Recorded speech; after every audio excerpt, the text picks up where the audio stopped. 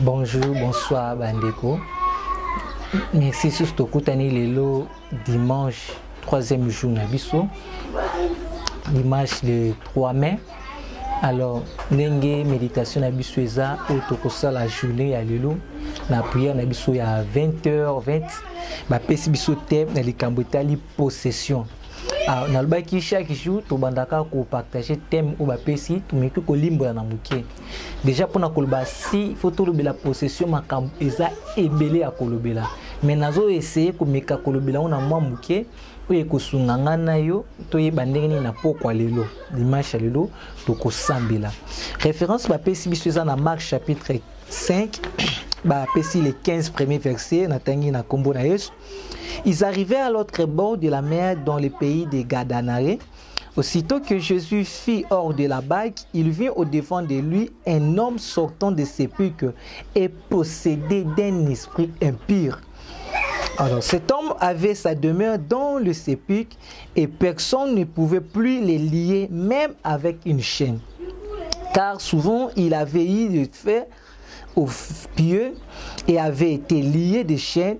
Mais il avait rompu les chaînes et brisé le fer, et personne n'avait la force de les dompter. Il était sans cesse nuit et jour dans les sépulcres et dans les montagnes, criant et se maîtrisant avec de pierres. Ayant vu Jésus de loin, il a couru, s'est prosterné devant lui et s'écria d'une voix forte: Qu'as-tu entre moi et toi, Jésus, fils de Dieu très haut? Je t'en conjure au nom de Dieu, ne me tourmente pas. Car Jésus lui disait: sors de cet homme, esprit impur. Et lui demanda: quel est ton nom? Légion et mon nom, lui répondit-il, car nous sommes plusieurs. Et il priait instamment de ne pas les envoyer hors du pays. Il avait là, vers la montagne, des grands troupeaux et des pourceaux qui pesaient. Et les démons le prient, disant: envoie-nous dans ces pourceaux, afin que nous entrions en eux. Il leur permit, et les esprits impies sortis entraient dans les pourceaux, et les troupeaux se précipitant dans les pentes escarpées, dans la mer. Il y en avait environ 2000 et ils noyèrent dans la mer. Ce qui les faisait perdre s'enfuir et répandit la nouvelle dans la ville et dans les campagnes. Les gens allèrent voir ce qui était arrivé. Ils virent auprès de Jésus. Et puis auprès de Jésus, il vint auprès de Jésus et il vit les démoniaques, celui qui avait eu la légion, aussitôt vêtu et dans son bon sens, et il fit saisir des frayeurs. Bon. Texte ba pesi ezate seto yoka yoka ngomingi l'entrée de Jésus na Gadanare o epai wa pisenya tanga koti muto azaki na esprit ya mabekati na ba esprit bazaki belé potom Jésus zo tunaye abi yo na nyabi aza légion. Vraiment commentaire ezaka mingi na texte opeza texte oyo écrit même ba doctrine belé ba mususu toliaka bangulu te milimo we kota na ngulu ka bangula na to bakufa na bango bakina na bona mai meto zawana te toza na thème na biso ba pesi biso eloza possession. Alors déjà texte au baltali sike mutu wana zaki posséder un esprit impur.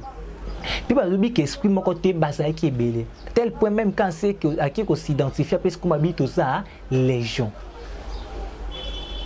Yesu bengani ba esprit ne fanda ki kati na ye mais esprit na ebanda ki otinde ya sala makamba bini ake même na kati ya zam na cimetière azo fanda ye mona cimetière kuna na cimetière azo mikanga mabende na nzoto kuna na cimetière azo mizukisa azo nyokola nzoto na ye yete mais elimu zaki kati na ye. Alors nini eza possession balobi c'est l'incorporation du démon dans un être humain.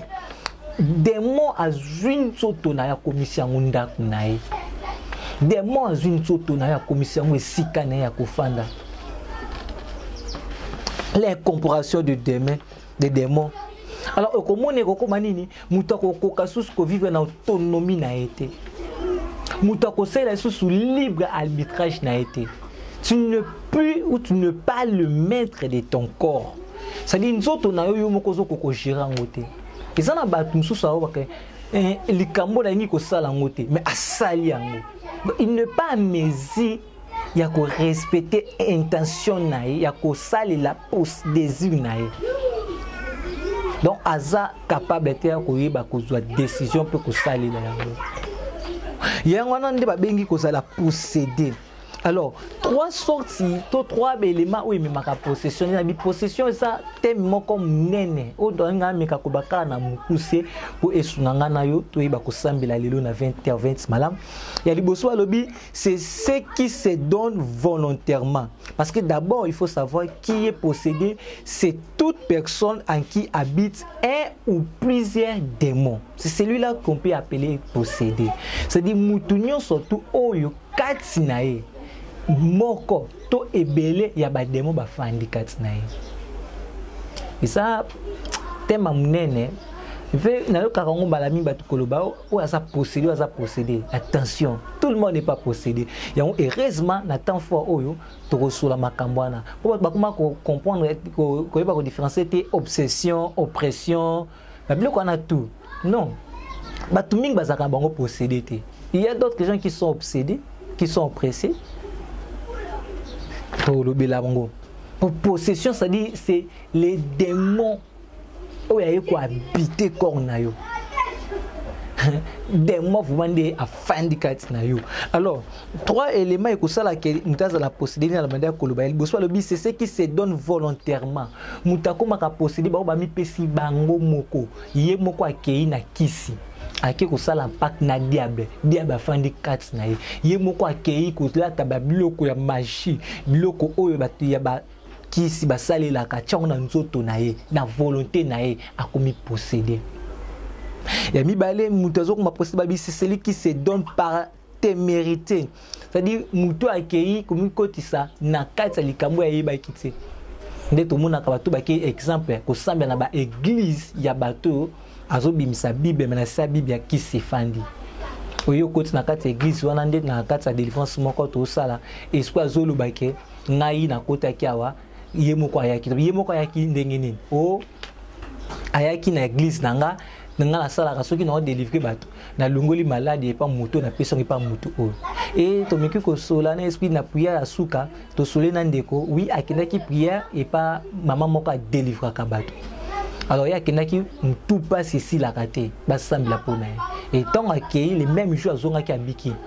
Tout passe ici. Zoka kuna ba biki sarati ba sa ka ba échange. C'est-à-dire quoi? Abengi bino tapi na chali boswana. Boleki boso tapi o sambila. Tant o sambila yo ka mutu passe ko lungwa. Alungoli yango pour ando ka mu passe ba si mu passe ba sa nini ba bambio. C'est spirituel parce que ozana c'est ya domination ne pour continuer na mabele na. Alors, tant que vous comme tout passe, tout le monde passe, il y a un côté son esprit moussous. Bah, on va qu'il rappelle de même que c'est la magie rose sans le savoir. Pour battre sous caca magie blanc, magie rouge, bah magie rose pesali. Oh, mouta c'est la babiloko, azo quand c'est ça benio, huile moko boye, tout c'est la mousa bah rouge, bah vert, huile la chance, huile la bénédiction, bah huile wana existante. Voyez-vous, il y a comme ça une la chance, il y a comme ça une la bénédiction. Tu pries pour ça, soit l'homme de Dieu prie. Mais comme il y a commis des mal, il y a chance. Il va côté te kawana. Au parcours il y a chance, au soukoli savon il pas emboli et l'ongolo masque de VS et l'attissio esprit moussous. Donc il y a mon commis si kanakat il y a kozala posséder wana depuis moussous bazalaka azo sala prière na bato bazo sala incantation na ebika moko bongo ndeko moko bazo baketo so yekol sabino ko parler la langue. Ale banda ko la bouche, rebaba, ba eko isi bango ko parler la langue. Na kati ko eko sabango conséquences za nini? Oh mutana zo invoquer les anges maudits. Parce que là matière moto ba ange maudit. Ange maudit ce que ta moye a le bisa langue. Depuis wana mutakoma na ba problème. So ngesa mekaka au nom du Père et langue zo bisa langue ba démon. Parce que l'esprit à ma déjà est possédé. Donc, ce qui se donne par terre méritée. Il y a aussi trois hommes, babi, ce qui se donne par le cœur. Donc, c'est-à-dire, oh, azomi pe sa ye moko na mutema nae. Ake ko pe sango na mutema ni pour développer mutema mabe. Ba pour ça mabe ba intention mabe, mutema mabe. To kokolo ba batu akota kana ba association ba malfaiteur. Kata ba singa isanga ba kuluna ba bandi miyibi bisika wana mutake kozala posséder esprit en be kokota.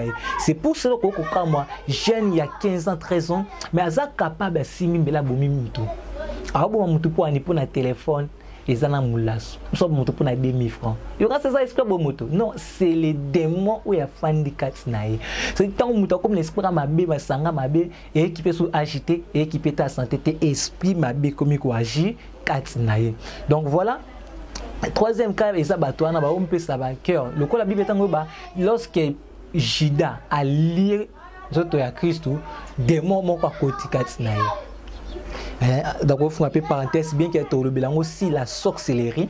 Et déjà, même un sorcier, c'est aussi un possédé. Mais le bilan, il y a une différence. Donc, Moutoyo, a fani la isanga mabe, Mouto faut me témoigner dans ma cambo mabe, Mouto faut me témoigner dans tiba baza kaba amourir ba pornographique. Ils sont possédés d'un esprit mabe. Oui, ko kanga bango esclave ya eloko wana, ba pornographe. Donc, ça dit mutaye ko tika ngona mutema na ye e fungoli porte na ba esprit même ba dessin animé belé o bataka mwana mukia linga ka dessin animé ba like sabana nene ba pumbwaka mwana pebi a esprit mabe koti a partir ka ba dessin animé wana yango même na ndako il faut kotala ka série ni noko kotala eza te ko na ko sa eza YouTube to ebité lelo oyo 2-3 personnes botala mais plus tard dans les jours qui viennent combien de personnes botala te ebité alors au botala na te ebité ba ko sala bata ndenge nini nango na ko se réserver ko tanga kumba ba série te ko tanga kumba ba dessin animé te mais je vous dis eza déjà na ba titre ya série so na ko komisi yem sous Satan Nzambe eza na ba titre ya ba dessin animé bazo laksa ke ndenge nini liwa eza na tina te ndenge nini kindo ba ko la kindoki natangi nanga ba titre ka bakamba batuté mais allez-y comprendre et tozo ba ka bongo belé moi je na kuta na ka ndeko moko ya 14 ans anya mi boma moi si esprit mabe ko motinde ya mi boma mais azongo wapi na série anota se rentre na chambre ye moko série moko boina tanga pe kombote esprit ana se quand même d'action de batama ba kisi kindoki batondo kama kutu sera mindele mais bola ka makambo ka ba africain mais imemela mona na conséquence. Donc pour vous dire par ton cœur au côté qu'on la peine c'est là il y a possession au côté si esprit ya mabe. Alors nini eza ko la bassine eza ebelé au ko la ça comme muto aza possédé notamment babia liboso agitation devant les sacrés tant bozo sambela biso bola kisi communion to bosimbi ba croix yango ba to linga ba croix te ke bala bango bikeko nini ayebelo kazomuna les sacrés et représentant ka biloko ebele na monde à ténèbres ao ba soka ba agitation on eza signe déjà la possession et yami balé ba milembo pe eza ba si eza ebele oyo kotalisa ke mutu oyo azali possédé. Il peut passer de l'état normal à l'état anormal. C'est-à-dire quoi, passer de l'état normal à l'état anormal. Mutu afanda kazo seka kaka hihi bozo seka hi avanzo lela hi oh yozo seka na mintu ko molela ndeni.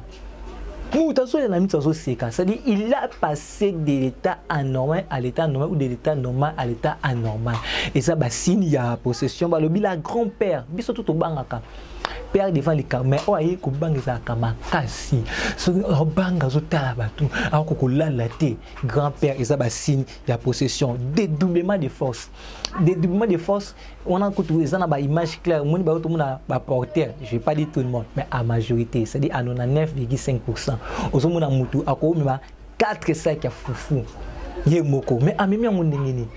Ça qui est si mais au peser ce qui 50 kg sur une mutatia ngo 6 na mutu mutana mata kilo ye moko soki 50 ou 60 kg mais ache 6 wana o a mutama sa technique eza ba si ya mutu asa possédé na misala mabebe alors aussi faire sortir des cris comme des animaux mingi na ba délivrance ce que de monde déjà mutu akumu ganga ba kimoko bozo ko différence donc cria ba nyama et ça signe possession mutazu forme ba nyama et ça signe possession donc ba signe c'est belé ba mouvement extraordinaire prolongé ça dit ba tout on rafani be asuka ka cheka ka makoloni kakabwe des fois chaque temps ti pour ko changbe e kitate donc ba na prière moko ndeko beta bazo ça mais pour la mutu akangi kabwe akangi mire dans l'espace des fois télémaki et ça ba signe possession ça dit il est habité par un esprit mauvais et si nous sous ezali ba certaines maladies telles que épilepsie ba maladie belé ça ba maladie na bi kanyo sauté mais mingi ça ba maladie ya